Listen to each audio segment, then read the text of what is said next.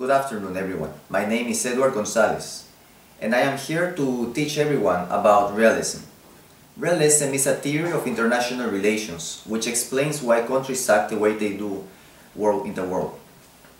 Now, many people claim that the United States acts as an imperial country, that it commits evil acts of invasions, starting wars, genocides in some cases, when some people make those claims.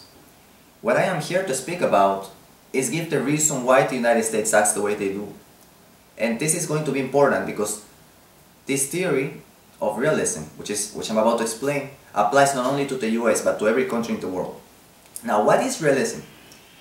Realism is a theory that believes that the international system and the countries within it act only for their self-interest. The world is in a zero-sum game, where everybody who accomplishes something does it at the expense of everyone else. Now, realism is broken down into two. We have classical realism and we have neo-realism. Classical realism is associated with Hans Morgenthau, an American scholar. He mentions that human nature is not kind, it is evil. The way we act is only for our own self-interest, and nations are the same. It is foolish to trust other countries because of the way human nature is set up. This is very similar to the idea of an ancient philosopher, well, really not that ancient. His name is Machiavelli, the man who wrote The Prince, a politician from Florence. And he also believed that human nature was rude, brute, that we only care about ourselves. Now, neo-realism, which I believe is more advanced than classical realism, it's the idea that states act the way they do because of how the international system is set up. There is a scholar, John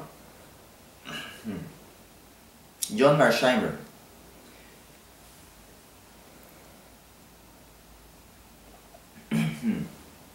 Mearsheimer claims that the international system has 5 assumptions that affect how countries act.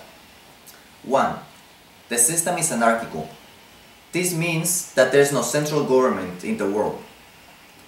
Therefore, countries have to act for their own self-interest and helping themselves without worrying about anyone else. Second, great powers have military capacities. Their militaries work only to protect themselves. That's the main point of it. The third assumption is that you cannot trust others. You don't know the intentions of another country. Our alliances are nothing more than alliances for interest. Today's friends are tomorrow's enemies. Tomorrow's enemies are today's friends. Today's enemies are tomorrow's friends. And today's friends might be tomorrow's enemies. Another assumption is that survival is the primary goal of every country in the world. A country acts only to protect its own borders and its economic interests. And the fifth assumption is that states or countries are rational actors. They will only act according to their best interests, regardless of what's better for everyone else. Now, this is the important part. Classical realism, neo-realism. What they both agree on is that the world is a dangerous place. There is no such a thing as acting for the interest of the others. What matters more is us. Every action the US does is for their own interest. If they have an alliance and helping another country, it's because they are expecting something in return. They expect to benefit from it. Let's say that the Cold War, the Soviet Union had ended up victorious. It would have been the exact same behavior. They would have had their own block of allies, their own block of enemies, and they would act according to their own interest. This is an important concept to keep in mind, because before we start pointing fingers to a country and saying they are acting in a very negative way, you have to understand they are only looking for their own interest, their own security, and keep trying to maintain their power.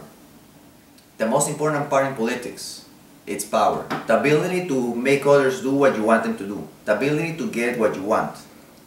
The United States acts as a hegemon, a world power, and every decision it does is only to maintain its position in the world. Hopefully this little small lesson teaches everyone more about how the international system works. And to think of it in this way, politicians are not thinking in moral terms the way we usually imagine. They are thinking in terms of what's going to be good for Americans, what's going to be good for Peruvians if you are in Peru, what's going to be good for the Chinese if you're in China. Everyone else comes second. This is the main theory of international relations that dominates politics worldwide. And if you understand this little concept, you will understand why countries do what they do. Thank you.